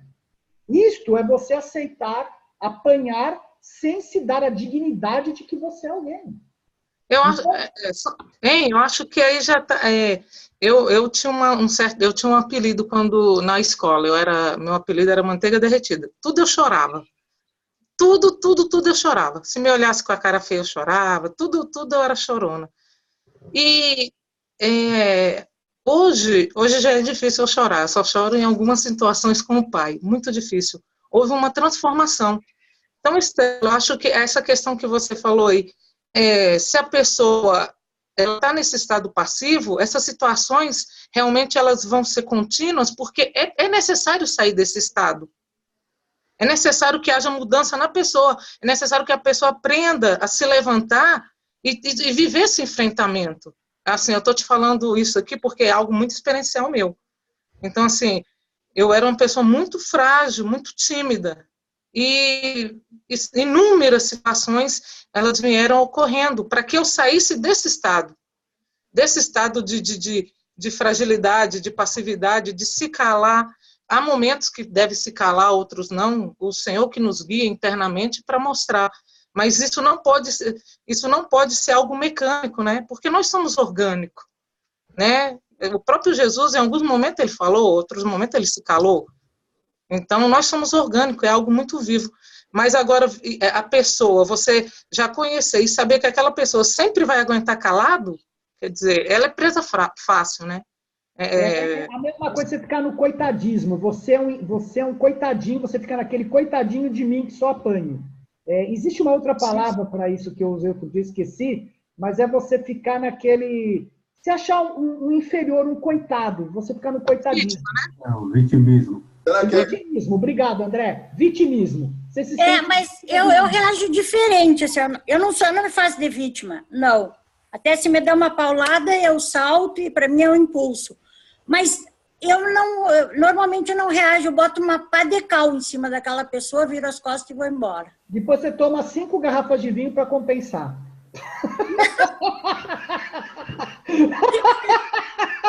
Você vai compensar de alguma forma, Estela. Ou vai vir uma doença, ou vai vir alguma coisa. Pode ser, mas eu ainda não. Porque eu fico tão besta assim quando acontece que eu não estava esperando, que na hora. Depois eu penso assim: mas agora eu voltar lá e falar não vale a pena. Então. Não precisa, mas desde que se você se sentir depois ficar remoendo, é um problema. Não, mas eu não fico. Eu boto uma pá de cal naquela pessoa. Para mim, ela morreu. Eu apago de tudo. Assim. Tá bom. Ô, Dambolim. Mas eu não digo para ela também todas essas coisas, que não reajo mostrando, não. Mas eu acho que cada situação é uma situação, Estela. Tem horas que você pode, como a Eliane também falou, tem horas que a gente cala. Desde que aquilo não te afete, você tire uma lição daquilo, por que aconteceu com você, houve um aprendizado. Se você joga pá de cal porque fala que se dane ou não liga, é um descaso. Então você está se aviltando, na minha opinião. Porque você considerou um descaso, eu sou melhor que isso, essa pessoa está falando bobagem e eu não aprendo a lição que eu tenho que aprender. É só contrabalançar. Não está certo nem errado. Não é isso. Eu procuro tirar uma lição, não repetir aquilo ali. Tá excelente. Mas morreu para mim, morreu. Você já sabe. Está no terceiro círculo psíquico. Você já sabe, se me fizerem alguma coisa, nem me liga. Vocês nem vão conseguir me ligar, porque eu já deletei do meu celular dali 2 minutos. Assim. Eu não sei o que eu estou fazendo aqui no meio de tanta gente maravilhosa. Fala, Divaldo. Fala, Morelli, desculpa. Não, Divaldo ia falar. Pode falar, Divaldo. Não, eu ia falar o seguinte, que esse negócio de tomar 5 garrafas de vinho aí deveria ser para mim, né? Mas nesses últimos tempos eu aprendi uma coisa também. Eu antes brigava mais, eu aceitava mais os ataques, como a Eliane de Souza falou. Mas eu deixava os ataques chegarem em mim de uma forma que eu repudiava, eu agia com muita raiva. Hoje eu não estou no pois é. Quer dizer, no pois é eu estou sim em algumas situações, que eu gostei muito dessa situação do pois é que você colocou no slide. Mas hoje eu estou assim, eu faço um pouco diferente. Nos negócios, ou quando alguém me ataca de uma forma... Quando a pessoa é belicosa, eu paro. O primeiro momento sempre foi de dar uma logo em seguida, né? Aí eu paro, olho assim, eu subo, tento olhar a situação de cima. E aí eu tomo ou não tomo atitude. Muitas vezes eu faço que nem a Estela. Perfeito. Eu não tomo atitude nenhuma. A minha indiferença, eu acho que acaba matando a pessoa. E olha, eu faço melhor ainda, viu? Eu risco. Esquece, já era. Não tem... Para eu voltar a conversar, só se a pessoa realmente conseguiu enxergar a maneira como ela agiu comigo, a maldade como a pessoa fez comigo, mas eu não vou tentar mostrar nem nada não, porque eu acho que a própria vida vai cuidar de mostrar isso para ela. Em algum momento vai. Não fui eu naquele momento, não sou eu. Aí eu vou pôr fogo na fogueira. Tem um ensinamento de Jesus que diz: ama teu próximo como a ti mesmo. É uma questão de momento, né? Eu continuo amando, desculpe, Eliana, eu continuo amando do mesmo jeito. O fato de eu não querer mais relacionamento com ele ali, não significa dizer que eu não deixei de amá-lo. Só que eu não preciso estar tão próximo dele para amá-lo, né? Eu ia dizer, eu amo ele, mas bem longe. Não existe não. Isso aí é justificável mesmo. Mas isso aí acho que é uma questão de evolução mesmo, é questão de momento. Isso aí é muito gradual, né? Não é tão fácil viver essas coisas. Nós temos a nossa emoção, ela se fere. Então, primeiramente, a gente entender qual é o nosso nível de fragilidade. Agora, como o Dalmolin falou realmente aí, é irmão, né? Nós somos em casa 9, Deus já levou 2, somos 7. Amo meus irmãos, eu não imagino não conversar com eles. E a gente já tivemos problemas seríssimos, mas é passageiro. É algo muito passageiro, porque meu pai não aceitava isso. Deus já levou, mas a gente tem a memória dele, e ele nunca aceitou que nós ficássemos de mal uns com os outros, né? Então, a gente aprendeu essa lição. E é uma lição também espiritual. Então, eu particularmente, eu posso ter qualquer problema com qualquer irmão. Eu vou lá e a gente vai conversar e vamos tirar isso a limpo. Se depender de mim, nós vamos voltar a conversar.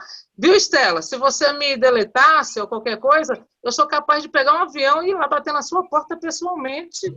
Não, vai ter que abrir. Eu coloco outra pessoa para bater, vamos conversar. Eu sou uma pessoa que hoje eu aprendi a não aceitar o não. Eu não aceito o não. Mas se você fizer uma coisa muito grave, não vai gastar passagem para vir aqui, porque eu não abro. Deixa acontecer, nós vamos ver. Aí quem é sério? Ela leva a sério. Cuidado com o que você fala, hein, Estela? Fala, André. Queria falar, André e o Morelli depois. Não, eu queria comentar o seguinte, a gente tem um ego que, se estiver digitalizando minha voz, às vezes eu corto o vídeo, porque a internet está bichada hoje. A gente tem um ego que ele é melindrado, birrento e mimado. Então, assim que alguém fala alguma coisa que é contrário a gente, ou uma injustiça, a gente fica logo cozido, o ego fica cozido na hora. E esse autocontrole é um negócio difícil de se fazer. Geralmente demora alguns dias, sendo que a situação já aconteceu, ficou lá para trás. Ele não consegue tomar atitude na hora. Seria excelente se conseguisse. Então, isso é uma coisa bastante difícil. A gente sempre percebe quando somos injustiçados, quando alguém fala uma coisa que não foi da melhor forma que poderia ter falado para nós, etc. e tal. Porém, quantas vezes a gente percebe quando a gente age assim com os outros? Porque o mal está na gente também. Entende? Quantas vezes a gente, que cada um aqui lembre que quando foi a última vez que pediu desculpas por ter agido mal, por ter falado algo que não foi legal para o outro? A gente não vai lembrar. Mas vai lembrar de quando alguém falou algo ruim para a gente, que aquilo fica na memória. Então, a gente é um pouco míope para essas atitudes nossas e extremamente nítido para as atitudes dos outros contra a gente. Então, eu acho que a coisa de conhecer o inimigo é importante dentro da gente. E reconhecer ele e tentar arrumar ele, sim. Entende? Porque a gente não vai de boa. Não vamos pôr os pingos nos is. Não vamos resolver os plásticos do mundo, os vazamentos radioativos do mundo. Não vamos curar o mundo, nem salvar o mundo. A não ser que a gente limpe essas toxinas dentro da gente, entende? Essas poluições dentro da gente, a gente consiga nos melhorar para elevar a qualidade do nível global, mas elevando a si mesmo. Então, é essencial a gente perceber aonde nós somos maus, e não onde o mal nos atinge. Isso é fácil. A gente aprende isso desde criança. Nosso ego é hipersensível a esse tipo de coisa. Agora, quando a gente é mau, o ego já se faz meio de míope. A gente precisa perceber isso e ficar bastante atento a isso também. que eu queria falar. Muito legal, André, o seu comentário, porque aquele do Sun Tzu, aquele lá, realmente é um comentário interno, porque está tudo dentro da gente. E quanto mais você se conhece, menos este lado te ataca. Você está mais prevenido contra os ataques dentro de você mesmo. E o exterior é um reflexo do interior. Não vai te acontecer, se você está bem internamente, não vai te acontecer nada externamente. Porque nada te afeta.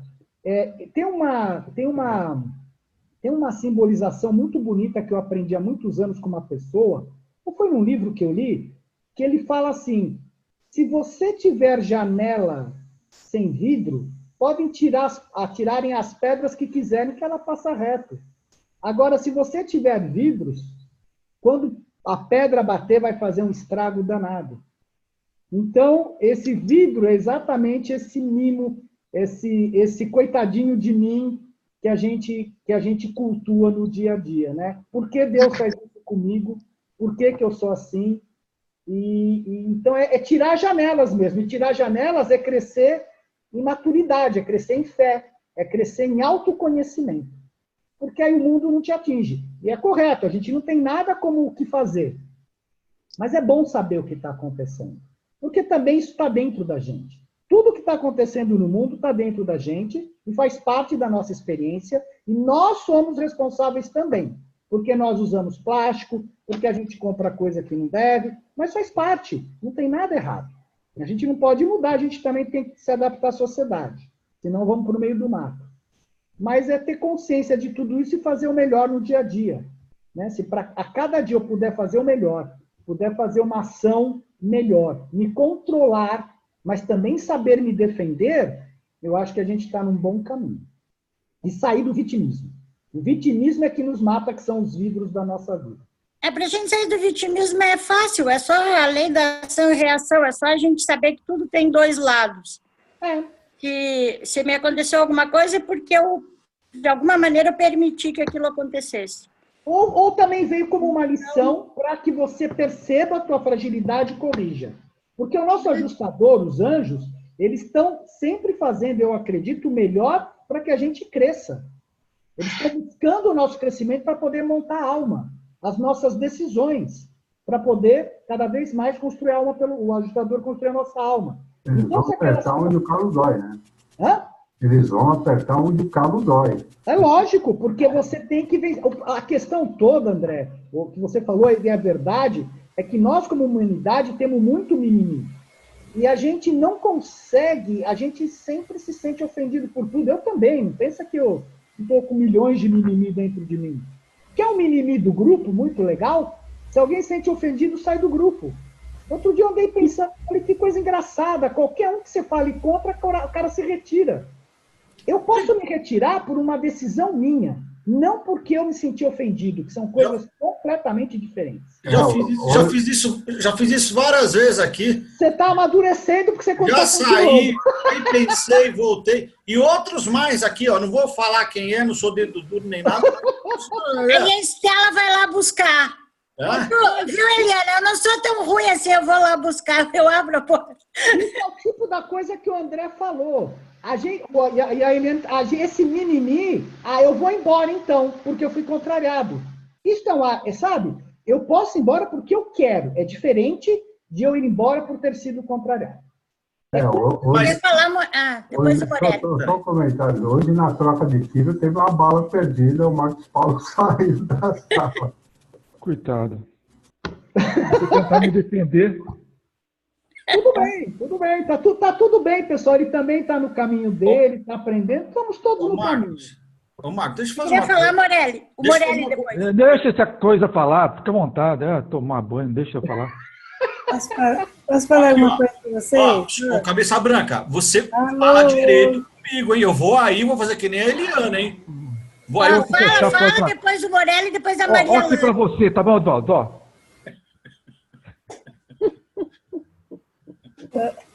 Vai terminar. Deixa eu falar uma coisa com vocês, se não travar o computador. Tá ouvindo? Quem está ouvindo? Quem está ouvindo? Sim. Não entendi, Maria Lanes. Meu filho faleceu segunda-feira agora. 51 anos, que estava doente. com aquele ela.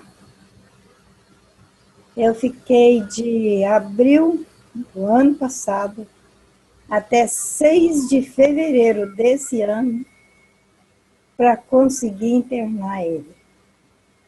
Ia e voltava de ambulância, ia e voltava de ambulância, ia e voltava de ambulância. Pelo SUS, aqui em Foz está um caos.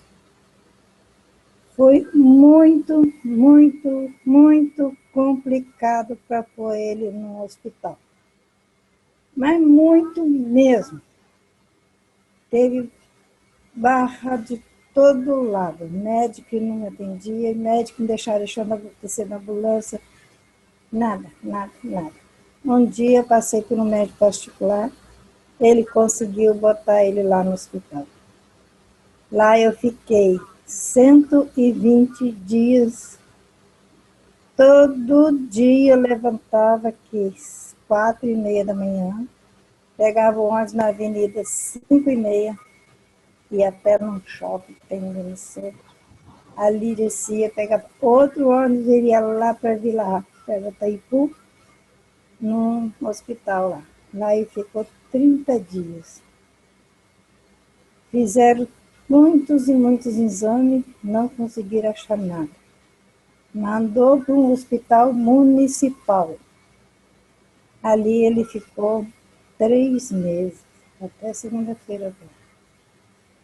E a conclusão que chegaram, que eu acho que não foi exatamente o que é o tal do ela.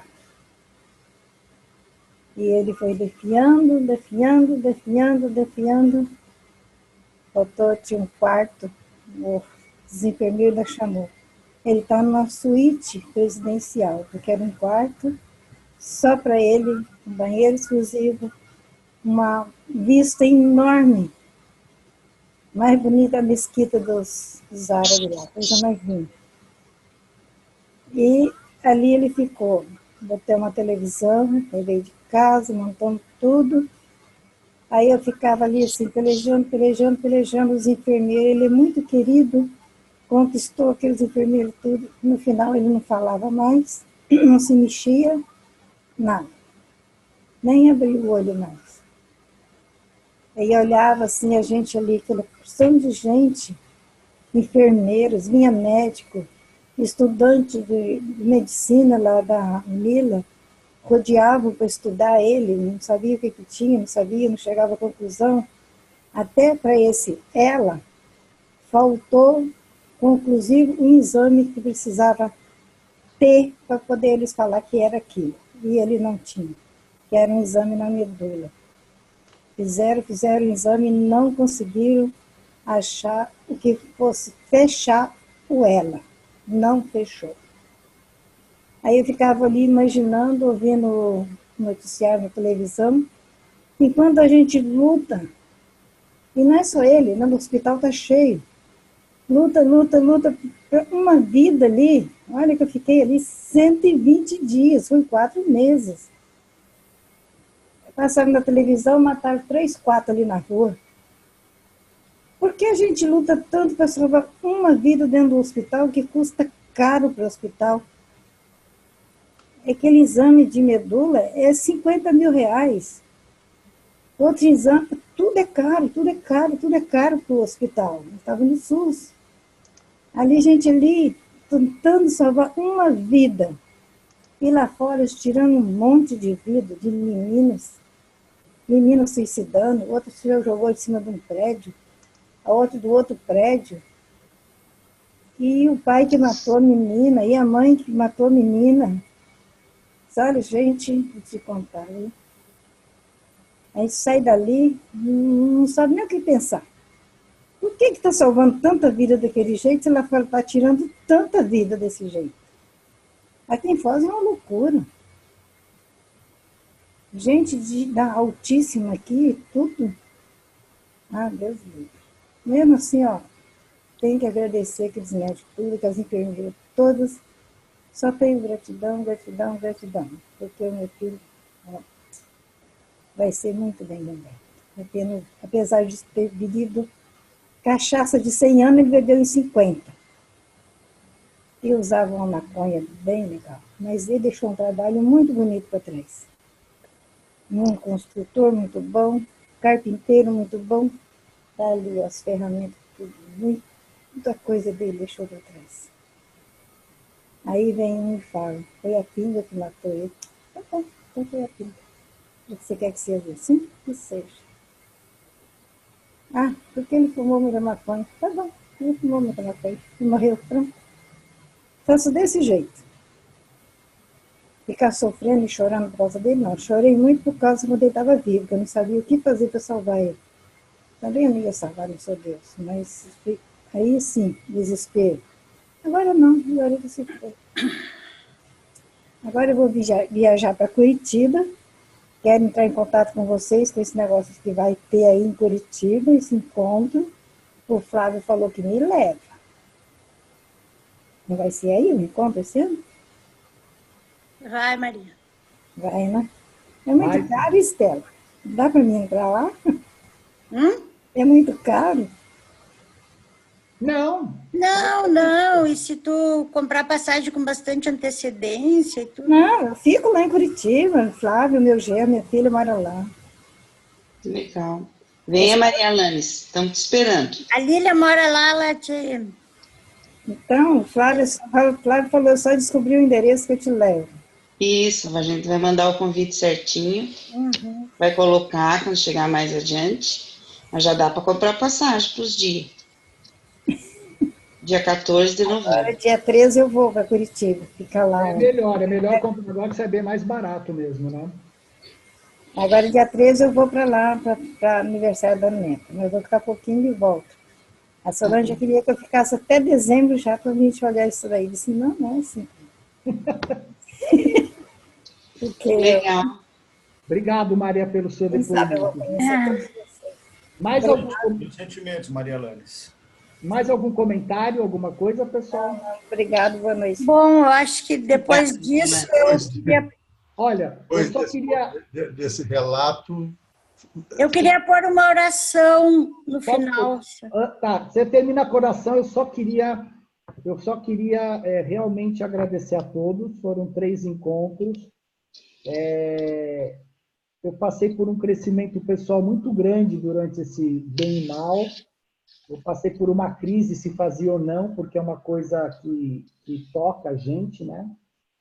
E foi muito legal fazer isso daqui, a reação de vocês agora, para a gente estudar, mas o intuito mesmo é simplesmente mostrar as coisas do jeito que são, que estão, para que a gente também tome consciência de tudo isso. Isso que a Maria Alanis falou agora foi muito bonito, porque a gente vive num mundo, às vezes, tão longe de toda essa outra realidade, e é bom saber que ela existe, porque aí as nossas mazelas também vão embora mais rapidamente. Não que a gente não tenha que cuidar da gente, né? Mas obrigado mesmo, muito obrigado vocês por terem participado, pelos comentários, foi muito bonito esse estudo. Obrigada a você, Marcos. Quem quer falar mais alguma coisa? Obrigada, Marcos. Não, eu que agradeço, pessoal. Obrigada. Alô, pessoal, boa noite, estão me ouvindo? Alô? A todos. É o Marcelo que está falando aqui de Novo Hamburgo. Oi, Marcelo. Que bom que você entrou na sala. Estava ouvindo aqui em silêncio, bem tranquilo. Minha primeira participação, queria dar uma boa noite a todos. Também agradecer a Estela, a Sandra, pelo último encontro, que foi muito bom lá em Canela, na casa do Flávio, da Giane. Muito positivo. E o Advaldo, que eu estou vendo aqui. Eu estou aqui no escuro, que eu estou no quarto aqui, gente. Eu estava escutando bem calmamente aqui. Fiquei muito feliz de ter participado. É sempre um aprendizado, né? Não dei uma contribuição, eu dei uma contribuição em ficar ouvindo vocês. Namolim, tudo bom, Namolim? É o André Varcilias que está aí? É. Sim, André, sim. Um abraço, André. Então, gente, fiquei feliz de estar participando aí. Volte Espero sempre. que eu estou aqui no meu celular. Volte sempre. Alô? Tá bom. Volte sempre. Fiquei feliz de ter participado aí, gente. Foi muito bom. Obrigado. Valeu, tô aqui no escurinho aqui. É que eu tô deitado aqui, eu tava com dor nas costas, até melhorou a dor, te ouvi as conversas, foi tanta coisa. Melhora mesmo, é um santo remédio esses remédios. Então. Que bom. Então tá, meu boa noite aqui, meu agradecimento pela conversa aí, muito bom. Boa noite. Essa oração sempre me conforta, então vamos fazer para a intenção para a Maria. Tu quer fazer, Maria Oliveira? Faço. Posso fazer? Quem? Pode. Pode, claro. Claro. Se não travar o computador. Pode sim. Já travou. Tá ouvindo alguma coisa? Sim. Mas está travado, ó. Não se mexe. Não, Mas tá, a oração a gente tá tá ouvindo. Estamos te A ouvindo oração bem. está aqui, dá para mim fazer. Oração de Santo Agostinho. Está ouvindo todos? Porque para mim está travado. Sim. Fazendo. A morte não é nada. Eu somente passei para o outro lado do caminho. Eu sou eu. Vocês são vocês. O que eu era para vocês, eu continuarei sendo. Me deem o nome que vocês sempre me deram. Falem comigo como vocês sempre fizeram. Vocês continuam vivendo no mundo das criaturas, eu estou vivendo no mundo do Criador. Não utilizem um tom solene ou triste. Continue a rir daquilo que nos fazia rir juntos. Rezem, sorriam, pensem em mim, rezem por mim. Que meu nome seja pronunciado como sempre foi, sem ênfase, sem de nenhum tipo, sem nenhum traço de sombra ou tristeza. A vida significa tudo o que ela sempre significou.